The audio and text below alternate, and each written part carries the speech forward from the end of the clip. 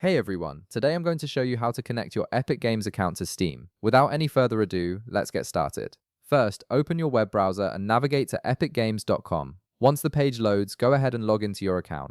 After you're logged in, you'll be taken to the Epic Games homepage where you can access all your account settings and game library. Now, direct your attention to the upper right corner of the screen. You'll see your profile icon there. Click on it to reveal a drop-down menu with several options.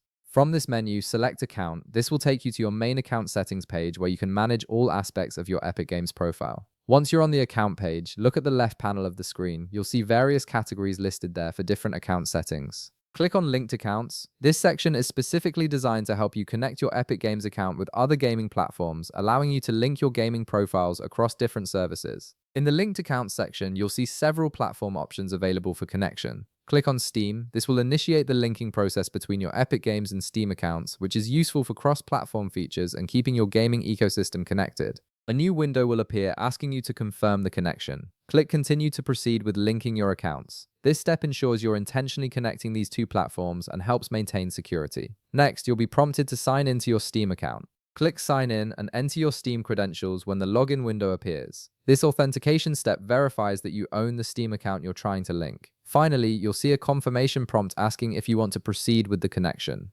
Click Yes, continue to finalize the linking process. Your Epic Games and Steam accounts are now successfully connected, allowing you to enjoy cross-platform benefits and integrated features between the two services. If this video helped you out, be sure to leave a like, subscribe, and I'll see you in the next one.